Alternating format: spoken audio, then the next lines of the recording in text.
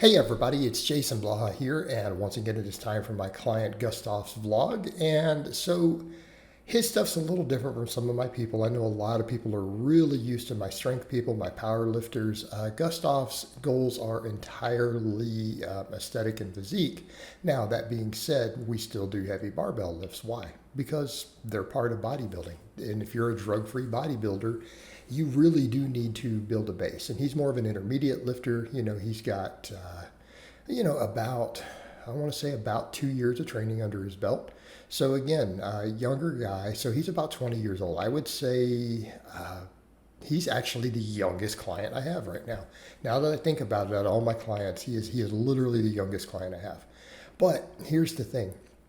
He has no ego with his lifting, and that's one of the things that I appreciate. And that makes someone like this very, very coachable. This is stuff that we have to look at. Even though he's a younger lifter, a lot of times the younger guys like that, they're going to have a lot of ego and all that stuff, and he doesn't have ego with the training. So notice that, when I ask him to do stuff here, so like his chest, this is our chest and tricep day.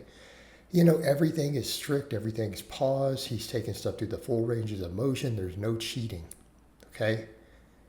There's no cheating. He just comes in and just trains hard. We just get high quality sets. We take sets either 2 failure or 1 rep in reserve, depending on the exercise.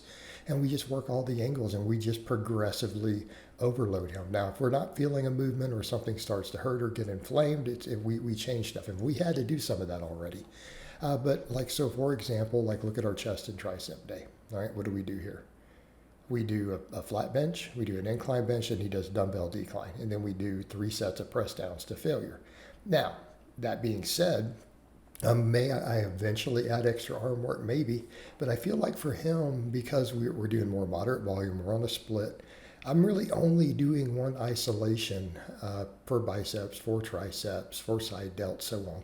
Because we just don't really need more because he is focused on compound movements. And so that for us, the isolation is just to come in and to finish all those areas that aren't being worked. But keep in mind, because we start with big movements every day, there is splashover. And this is something I think people forget about. They don't realize that, your pull-ups and your bench press and overhead pressing and all these movements, they're working a lot of these other smaller muscles.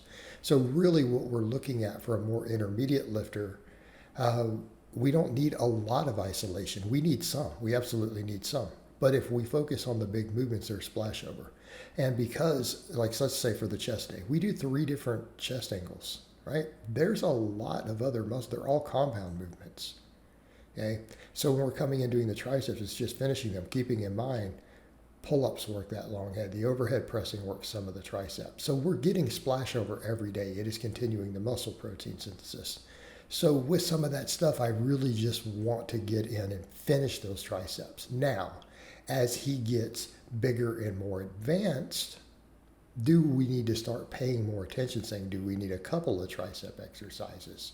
Do we need a couple of different types of curls? Should we start adding some more dumbbell stuff? Yes, of course. Of course. But he's not at that level yet.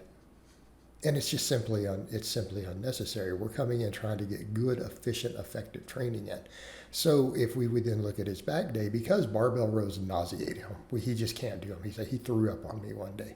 Well, that's obviously, and he's not a lazy lifter, so we took them out. So we've replaced this with some easier rowing just so that he can make it through the workouts. Because I can't have, same thing, if a lifter is puking during workouts, this is a problem. And just for him, those positions with the barbells were problematic.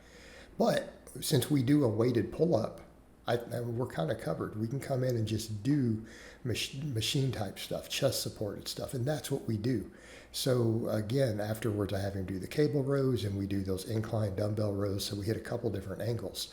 Now I told him this week, I'm like, let's go ahead and take those a little to 45 degree. And then the same thing, afterwards we come in and we just knock out 3 sets of curls to failure, right? We just do a nice heavy strict barbell curl, take it to failure. Again, the same thing as we get further along, will we add dumbbells and things for the arms? Of course we will. But if you look at what we're doing, we've got 12 sets of hard pulling right here. Okay? Sorry, 9 sets. So we don't need a lot of extra curls. Now, keeping in mind, we get secondary stimulus. So we come to the shoulder day, and this is kind of what I mean about overlap. We get to the shoulder day. We do upright rows. We do overhead pressing. Are the triceps and biceps being re-stimulated? Yes. And this is stuff we have to remember when it comes to things like muscle protein synthesis and volume. This stuff all counts as at least partial sets. Okay. It all counts as at least partial sets. And he doesn't need a lot of volume yet. And there's so much splashover because we do so many big compounds. It's kind of the same thing, you know. So the shoulder day, we're re-stimulating the protein synthesis again from that arm work. And the same thing, all this shoulder stuff. Drug-free lifters usually struggle with delts. So we have his own separate shoulder day, right? Are the delts being worked a lot on those first 2 days? Of course they are. But again, we come through and we, again, work them directly now, but it also carries back over to those other muscles. So then, you know, we do 2 big compounds here, obviously overhead press, upright row. Then we come in and we do isolation work. Okay, so in this case, we isolate with the lateral raise. We want to get that side head, and then we do the rear delt.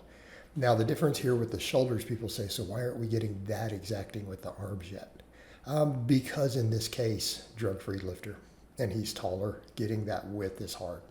So yeah, in this case, it makes sense for him to come in and do a couple of isolations for the delts, right? To build that shoulder base a little early on to make sure that it's there. Right, to make sure that it's there.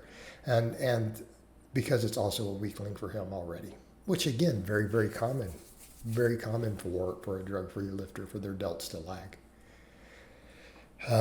compared to what we're looking to at the proportions for people who are on gear. So yeah, coming in and doing a little more direct delt work for him in his situation makes sense. And then of course we do legs. And he does a high bar squat. I don't have him do power squats right now. We don't need to. He has healthy knees. We want his quads to grow. So yes, I have him just do a high bar squat with a nice narrow stance. You know, might I eventually take him over to a power squat? Maybe we might. But he gets a really good quad burn from this. He's comfortable. He likes the high bar. So we run with it. And again, he's not in the pursuit of massive numbers. It's just not on his agenda right now. We use these as means to an end. So the same thing, you know, we squat, we deadlift, and we're keeping the deadlifts up around 5s, right around 5s. So again, we squat, we deadlift, we do leg presses, we do hamstring curls and some calf raises. Now, I don't think I got this week the footage of the hamstrings or the calves, but they are in there. So again, the same thing, you know, we get, not counting the deadlifts towards some of that, you know, towards some of the quad volume, we still get about 6 sets for quads here with a good progressive overload.